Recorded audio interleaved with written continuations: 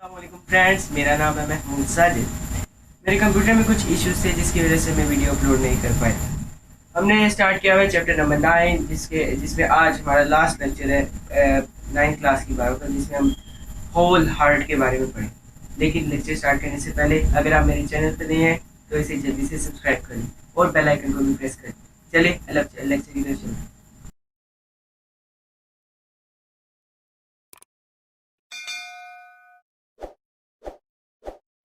सबसे पहले हम हार्ट का इंट्रोडक्शन पढ़ेंगे। हार्ट होता क्या? हार्ट एक मस्कुलर ऑर्गन है। वो इसका फंक्शन क्या होता है? Pumping blood. जो ऑक्सीजनेटेड ब्लड भी पंप करता है और डीऑक्सीजनेटेड भी पंप ब्लड पंप करता है। किस तरह करता है? रिपीटेड कंट्रैक्शन के जरिए। बार बार कंट्रैक्ट होता है, रिलैक्स कंट्रैक्ट रिलैक्स। इसकी जो कार्डियक मसल है, इसका term cardiac means related to heart. वो चीज़ जो हार्ट से रिलेटेड हो। इसकी वॉल्स को हम कहते हैं, जो हार्ट चैम्बर्स की वॉल होती है उसको हम कहते हैं cardiac muscles. The bulk of the walls of heart chambers is made up of cardiac muscles. Human body में हार्ट सिचुएटेड होता है बिटवीन लंग्स के दरमियान में, चेस्ट कैविटी के मिडल में, ब्रेस्ट जो हमारी बोन्स होती है उनके अंदर। हार्ट एक फ्लूइड के अंदर, सैक के अंदर होता है जिसको हम कहते हैं पेरिकार्डियम। ये इस सैक के अंदर इसलिए होता है ताकि जो ये हार्ट रिलैक्स और कंट्रैक्ट कर रहा होता है, इसका जो है ना उसके ब्रेस्ट बोन पे कोई असर ना पड़े। और इसी पेरिकार्डियम के अंदर एक फ्लूइड होता है जो हार्ट और पेरिकार्डियम के दरमियान में होता है। ये इसलिए होता है कि ये contraction and relaxation of heart की फ्रिक्शन को रोक सके, कम कर सके, जिसकी वजह से हार्ट आसानी से पंप हो सके। ये था हार्ट का स्ट्रक्चर। अब इससे आगे चैम्बर्स। हार्ट के अंदर 4 चैम्बर होते हैं हमारे हार्ट के अंदर, जैसे बाकी एनिमल्स और बर्ड्स में होते हैं। जो अपर थिन चैम्बर्स हैं उन्हें हम कहते हैं आर्ट्रिया। 4 चैम्बर्स है, ऊपर वाले 2 आर्ट्रिया, सिंगल आर्ट्रियम, और जो नीचे वाले लोअर थिक चैम्बर होते हैं जिन्हें हम कहते हैं लेफ्ट एंड राइट वेंट्रिकल्स। जो लेफ्ट वेंट्रिकल है वो लार्जेस्ट वेंट्रिकल और स्ट्रॉन्गेस्ट वेंट्रिकल है, क्योंकि उसका फंक्शन होता है वो, क्योंकि उसने पूरी बॉडी को ब्लड पंप करके देना होता है। जो हार्ट है वो ज़्यादातर लेफ्ट साइड की तरफ झुका हुआ है, क्योंकि जो हमारा लेफ्ट वेंट्रिकल है वो लार्जेस्ट स्ट्रॉन्गर है, जिसकी वजह से उसने पूरी बॉडी में अपने बॉडी पार्ट्स में ब्लड को पंप करना होता है। वो स्ट्रॉन्गेस्ट वेंट्रिकल है। उसके बाद है डबल पंप। हमारा हार्ट डबल पंप का काम करता है। पहले एक डीऑक्सीजनेटेड ब्लड बॉडी से, यानी जिसके अंदर ऑक्सीजन कम है, वो बॉडी से अपने अंदर लेता है और उसे लंग्स की तरफ पंप कर देता है। उसी वक्त जो हमारी बॉडी है, हार्ट है, वो ऑक्सीजनेटेड, यानी जिसके अंदर ज़्यादा ऑक्सीजन है, लंग्स से अपनी तरफ लेता है और पूरी बॉडी में पंप कर देता है। ये दोनों काम, डीऑक्सीजनेटेड ब्लड और ऑक्सीजनेटेड ब्लड, अलग अलग होते हैं। इसके आगे ब्रीफ एक्सप्लेनेशन है कि किस तरह होते हैं। पहले हम पढ़ेंगे ऑक्सीजनेटेड ब्लड हमारी बॉडी में, बॉडी से हार्ट में कैसे आता है और फिर वो उसमें लंग्स में कैसे जाता है। Circulation of deoxygenated blood. Right atrium होता है, वो डीऑक्सीजनेटेड ब्लड लेता है एक मेन वेन से, जिसे हम कहते हैं सुपीरियर और इन्फीरियर वेना कहवा। जो वेन्स, जो हमारी बॉडी की ऑल वेन्स हैं, वो डीऑक्सीजनेटेड ब्लड बॉडी से हार्ट तक लेके जाती है। लेकिन जो पल्मोनरी वेन्स है वो ऑक्सीजनेटेड ब्लड लंग से हार्ट तक लेके जाती है। और जो सारी आर्टरीज है वो आर्टरीज है हमारी बॉडी की, वो ऑक्सीजनेटेड ब्लड हार्ट से बॉडी तक लेके जाती है, सिवाय पल्मोनरी आर्टरीज के। वो डीऑक्सीजनेटेड ब्लड हार्ट से लंग तक लेके जाती हैं। पल्मोनरी आर्टरीज होती है, जो पल्मोनरी आर्टरीज और वेन्स है, ये रिलेटेड टू लंग्स है। अच्छा, दो वेन्स जिनके जरिए डीऑक्सीजनेटेड ब्लड राइट आर्टरी में एंटर होता है वो सुपीरियर इन्फीरियर वेना कहवा। जब राइट आर्टरियम कंट्रैक्ट करता है तो वो डीऑक्सीजनेटेड ब्लड राइट वेंट्रिकल में चला जाता है। जो राइट आर्टरियम और राइट वेंट्रिकल के दरमियान में ओपनिंग है वो एक वॉल के जरिए होती है, जिसे हम कहते हैं tricuspid wall, because it has 3 flaps. उसके 3 फ्लैप्स होते हैं। जब राइट वेंट्रिकल कंट्रैक्ट करता है तो वो ब्लड है वो पल्मोनरी ट्रंक में पास होता है। अच्छा, ये जो ट्राइकस्पिड वॉल है, इसका फंक्शन क्या है? ट्राइकस्पिड वॉल का फंक्शन है कि वो जो बैक फ्लो ऑफ ब्लड है कि ब्लड को वापस राइट आर्टरियम में ना ले जाए, इसलिए वो ब्लड को वापस जाने से रोकता है। ट्राइकस्पिड वॉल राइट वेंट्रिकल से राइट आर्टरियम में जाने से वापस जाने से रोकता है। ये फंक्शन होता है ट्राइकस्पिड वॉल का। ट्राइकस्पिड वॉल और जो राइट वेंट्रिकल है जब वो कंट्रैक्ट करता है तो वो पल्मोनरी ट्रंक के जरिए फिर पल्मोनरी आर्टरीज के जरिए लंग्स तक जाता है ब्लड डीऑक्सीजनेटेड। जो पल्मोनरी आर्टरीज जो पल्मोनरी ट्रंक है और राइट वेंट्रिकल है, इनके दरमियान में जो वॉल होता है उसको कहते हैं पल्मोनरी सेमिनल वॉल। इसका फंक्शन क्या होता है? To prevent the back flow of blood from pulmonary trunk to right ventricle. Back flow of blood को रोकना कहाँ से? पल्मोनरी ट्रंक से राइट वेंट्रिकल के दरमियान में। ये होता है सर्कुलेशन ऑफ डीऑक्सीजनेटेड ब्लड। इसके बाद ब्लड हमारा ब्लड लंग्स से ऑक्सीजनेटेड होके वो हार्ट तक आता है। वो कैसे आता है?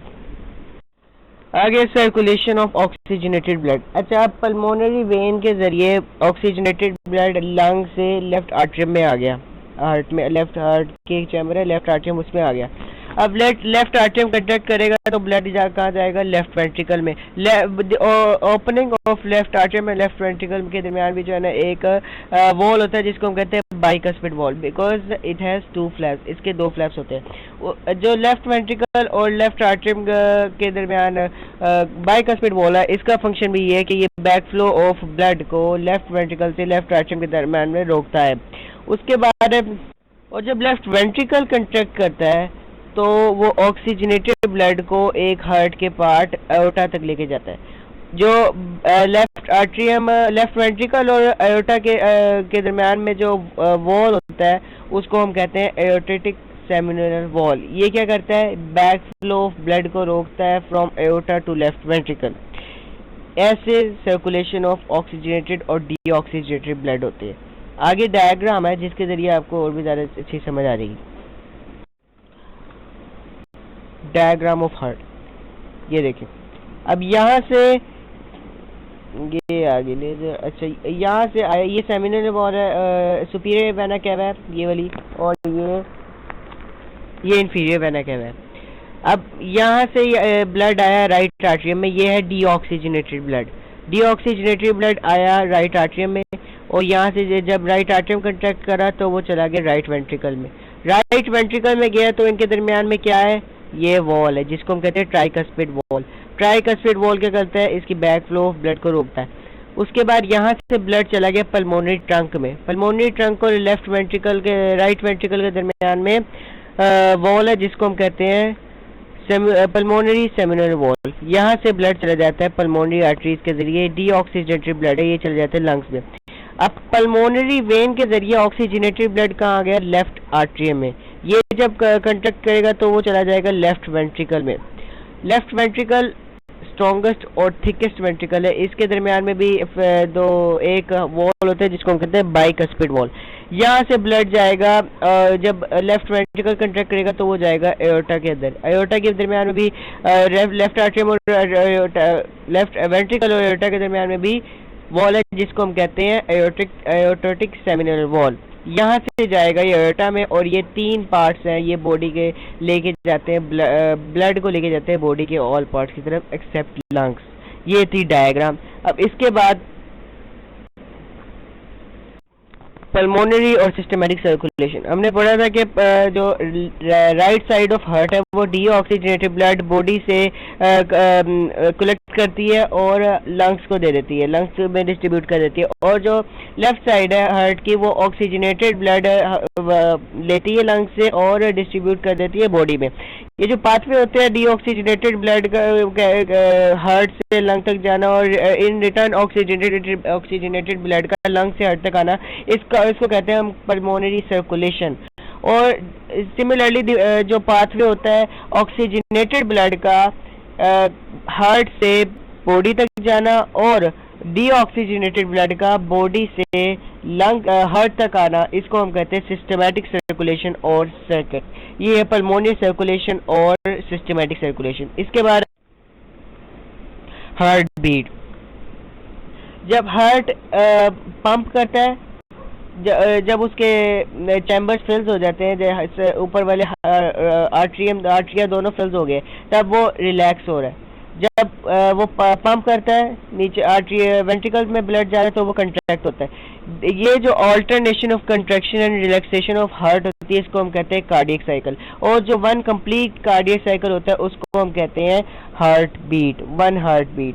और ये वन हार्ट जो कार्डियक साइकिल है वो दो पार्ट में डिवाइड हुआ है, एक है आर्टियल सिस्टोल और वेंट्रिकल सिस्टोल, और दूसरा है वेंट्रिकल और आर्ट्रियल डायस्टोल। पहले वेंट्रिकल और कार्डियक जो आर्ट्रिया, और जब आर्ट्रिया और वेंट्रिकल्स रिलैक्स होते हैं तो जब उनके अंदर ब्लड फिल होता है तो वो होता है कार्डियक डायस्टोल। यानी जब आर्ट्रिया के अंदर ब्लड फिल होगा तो वो आर्ट्रिया डायस्टोल होगा। सिमिलरली जब आर्ट्रिया पंप करेगा यानी अपना ब्लड वेंट्रिकल्स को देगा तो ये होगा आर्ट्रियल सिस्टोल। ये होती है the alternation of relaxation and contraction of heart chamber is called cardiac cycle, and one complete cardiac cycle make the one heartbeat। जो पीरियड होता है वेंट्रिकल कंट्रैक्शन का उसे हम कहते हैं वेंट्रिकल सिस्टोल। अभी बताया मैंने। वन हार्ट बीट में जो डायस्टोल होता है वो 0.4 सेकेंड लेता है, और जो आर्टियल सिस्टोल होता है वो लेता है 0.1 सेकेंड, यानी जब आर्टियल कंट्रैक्ट होता है। और वेंट्रिकल सिस्टोल लेते हैं 0.3 सेकेंड, यानी सबसे ज़्यादा डायस्टोल लेता है वो है 0.4 सेकेंड। टोटल कितना बन गया? वन हार्ट बीट 0.8 सेकेंड की होती है, यानी 80 नैनो सेकेंड्स की। जब वेंट्रिकल कंट्रैक्ट करते हैं तो ट्राइकस्पिड और बाइकस्पिड वॉल्व बंद होते हैं और उससे एक साउंड प्रोड्यूस होता है जिसे हम कहते हैं, उस साउंड को हम कहते हैं लब। और जब वेंट्रिकल रिलैक्स होता है तो सेमिनल वॉल्व क्लोज होता है जिससे उससे एक साउंड प्रोड्यूस होती है जिसे हम कहते हैं डब। तो लब डब साउंड प्रोड्यूस होती है जो हम एक इंस्ट्रूमेंट है स्टेथोस्कोप, इसके ज़रिए हम ये साउंड हेयर कर सकते हैं, सुन सकते हैं। इसके बाद है comparison between arteries, veins and capillaries. इनके दरमियान में 5 कंपैरिजन बताए हुए हैं। पहला फंक्शन, जो आर्टरीज है वो ब्लड को हार्ट से बॉडी की तरफ लेके जाता है, जबकि जो वेन्स है वो ब्लड को लंग्स के हार्ट की तरफ लेके आती है। और जो कैपिलरीज है वो अलाउ करता है ब्लड को के और टिश्यूज़ को कि वो अपने ब्लड जो भी मटेरियल है वो एक्सचेंज करें, allow the exchange of material between blood and tissues. दूसरा, thickness and elasticity in walls. जो आर्टरीज की वॉल्स है वो थिक होती है और इलास्टिक होती है, जबकि जो कैपिलरीज की वॉल्स है वो वन सेल थिक होती है और उनकी कोई भी सेल वॉल जो है वो इलास्टिक नहीं होती, जबकि जो वेन्स हैं उनकी थिन होती है वॉल्स और वो लेस इलास्टिक होती है। मसल्स इन वॉल्स ब्लड, मसल इन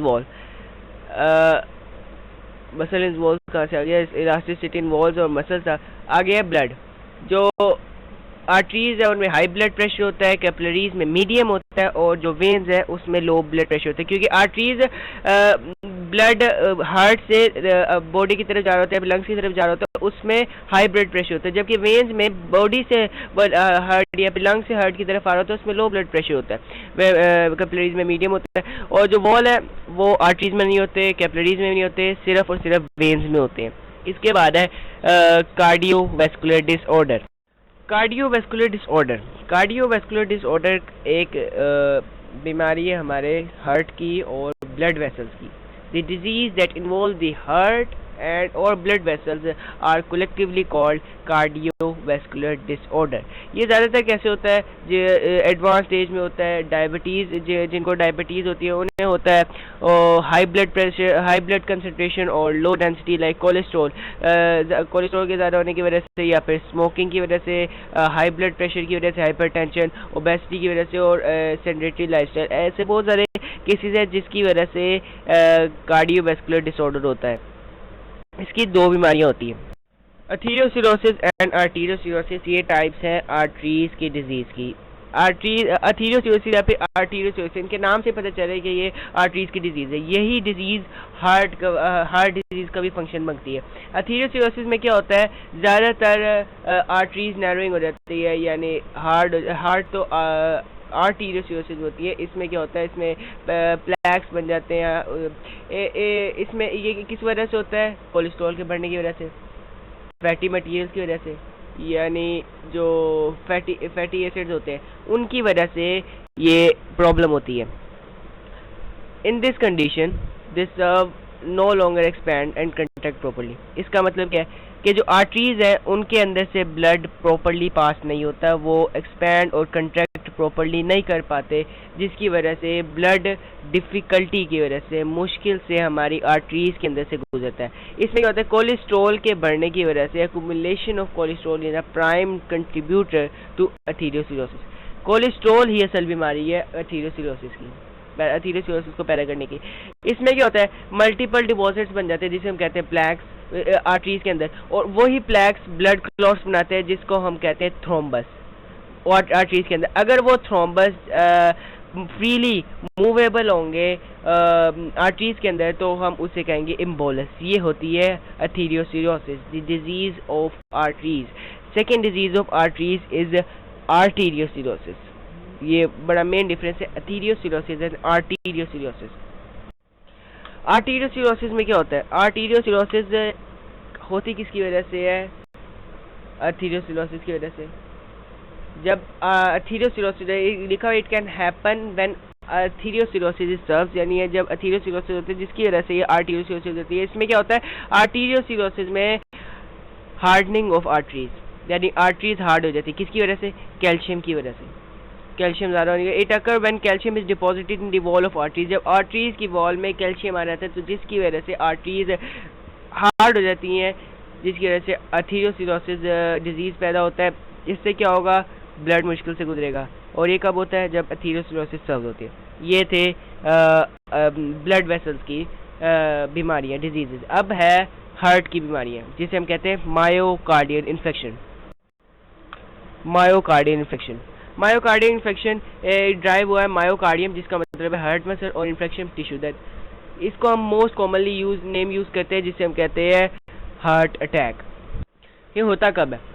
जब हमारी बॉडी में हार्ट में ब्लड सप्लाई किसी भी हार्ट के किसी भी पार्ट में ब्लड सप्लाई सही ना हो, इंटरप्टेड हो, जिसकी वजह से हार्ट मसल होते हैं। इसके काफ़ी फंक्शन है, जैसे वो हमने पढ़ा था कि वॉल्स ओपन एंड क्लोज होते हैं जब आर्टरी और वेंट्रिकल कंट्रैक्ट होते हैं, रिलैक्स होते हैं। इसका मतलब है कि अगर उन वॉल्स में प्रॉब्लम आ जाए तो कंट्रैक्शन रिलैक्सेशन नहीं होगी, पंपिंग सही नहीं होगी। अगर किसी चैम्बर में प्रॉब्लम आ जाए, अगर एओर्टिक सेमिनल वॉल या फिर पल्मोनरी सेमिनल वॉल में प्रॉब्लम आ जाए, तब भी हार्ट अटैक हो सकता है। ये बहुत सारे केसेस है जिसके ज़रिए हार्ट अटैक हो सकता है। इसमें क्या होता है, हमें चेस्ट पेन होती है। मोस्ट कॉमनली जो सिम्टम है हार्ट अटैक का वो चेस्ट पेन है।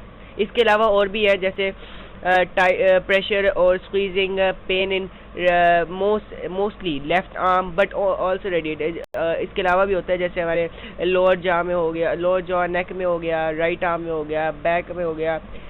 इसकी वजह से सडन डेथ भी हो सकती है। मायोकार्डियल इन्फेक्शन में सडन डेथ भी हो जाती है। जैसे मायोकार्डियल इन्फेक्शन में 1/4 जो पेशेंट होता है वो सडन डेथ की वजह से होता है। उसमें ना कोई सिम्टम होता है, ना कोई उससे बीमारी होती है। ये ज़्यादातर होता है जब हम हार्ट ट्रांसप्लांटेशन कराते हैं या फिर जो डायबिटीज़ का पेशेंट होता है उनमें साइलेंट अटैक ज़्यादा होते हैं। इसके बाद है treatment of heart attack. Heart attack का ट्रीटमेंट किस तरह दिया है? ये एक इमीडिएट इमरजेंसी होती है जिसके ज़रिए दो तरीक़ों के ज़रिए जो है ना, एक तो हम मायोकार्डियल इन्फेक्शन जो है ना उसके ज़रिए भी दे सकते हैं, मेडिसिन उसके ऑक्सीजन सप्लाई के ज़रिए और रेस्पिरेटरी सेक्टर के ज़रिए। लेकिन जो मेन इनके दो वो ट्रीटमेंट है वो है एंजियोप्लास्टी और बाईपास सर्जरी। एंजियोप्लास्टी क्या होता है, जो मैकेनिकल वाइंडिंग होती है उसमें मैकेनिक्स जो हमारे रोबोट्स वगैरह या फिर मशीन होती है वो काम करते हैं मैकेनिकल वाइंडिंग ऑफ नैरोड और टोटली ऑब्स्ट्रक्टेड ब्लड वेसल्स। यानी एंजियोप्लास्टी में मैकेनिकल वाइंडिंग होती है, जबकि बाईपास सर्जरी में सर्जरी होती है आर्टरीज और वेन्स की, जिसके ज़रिए पता लगाया जाता है कि पेशेंट को कोरोनरी या पेशेंट को हार्ट अटैक क्यों आया, कैसे आया, और ब्लड सप्लाई हार्ट मसल में सही है कि नहीं। ये बाईपास सर्जरी में होता है और उसका ट्रीटमेंट किया जाता है। तो दो तरीके, एक एंजियोप्लास्टी और एक बाईपास सर्जरी। इसके बाद है कुछ इंपॉर्टेंट इंफॉर्मेशन दैट पहले इंफॉर्मेशन, एक एंजीना पेक्टोरियस, ये एक चेस्ट पेन है, ये एक बीमारी है, लेकिन ये हार्ट अटैक नहीं कराती। जैसे हमने कहा था जो हार्ट अटैक है उसका सबसे कॉमनली सिम्टम था वो है चेस्ट पेन। लेकिन एंजीना पेक्टोरियस एक बीमारी है जिसको हम कहते हैं चेस्ट पेन, इससे हार्ट अटैक नहीं होता, लेकिन ये ऐसे इसके सिम्टम्स हार्ट अटैक जैसे होते हैं, जैसे लेफ्ट आर्म और शोल्डर्स में होता है। ये एक वार्निंग साइन होता है कि हमारी बॉडी में ब्लड सप्लाई सही नहीं है और डिफ़िकल्टी से ब्लड मूव हो रहा है, और जो it is not enough to cause tissue death, यानी इससे टिश्यू हमारे जो हार्ट के टिश्यू है वो मरते नहीं है, यानी हार्ट अटैक नहीं होता, लेकिन फिर भी ये एक वार्निंग साइन होता है। उसके बाद दूसरा पॉइंट है वर्ल्ड हार्ट डे। ये इंपॉर्टेंट एमसीक्यूज है। वर्ल्ड हार्ट डे 28 सितंबर को हर साल मनाया जाता है। Its objective is to help people better understand their personal risk of cardiovascular disorder. अच्छा, 70 टाइम्स जो हमारे ह्यूमन है, एवरेज जो ह्यूमन है वो 70 टाइम्स पर मिनट अपनी हार्ट उसका बीट करता है। लेकिन जो वुमेन है उनका मैन का शायद 72 है, लेकिन एवरेज जो है ना 70 है, और वुमेन का 75 है। इसका मतलब है अगर हमारा 70 एवरेज होगा तो 2.5 बिलियन टाइम्स हमारा हार्ट बीट करेगा लाइफ टाइम में, 66 ईयर्स की लाइफ टाइम में। जो अडल्ट ह्यूमन है, नॉर्मल अडल्ट होता है, ये बहुत इंपॉर्टेंट एमसीक्यूज है कि मास ऑफ हार्ट के, जो नॉर्मल अडल्ट है उसका mass of heart 250 to 350 grams है बस। और इसका साइज़ क्या होता है, अगर हम अपनी मुट्ठी को बंद कर लें तो जो साइज़ आएगा हमारी मुट्ठी का वो हमारे हार्ट का साइज़ होता है, यानी क्लीज्ड फिस्ट का। That's all। आज हमारी 9th क्लास की बात कंप्लीट हो गई है। मेरे इस होल वीडियो सीरीज़ में आपके साथ बहुत अच्छी जर्नी रही। मैं जितना अच्छा समझा सकता था मैंने आपको समझाया, लेकिन अगर आपको किसी भी चीज़ में कोई भी प्रॉब्लम है तो आप मुझे कमेंट में बता सकते हैं। नेक्स्ट वीडियो आपके लिए सरप्राइज़ है, उसको देखना ना भूलिएगा। तब तक के लिए अल्लाह हाफ़िज़।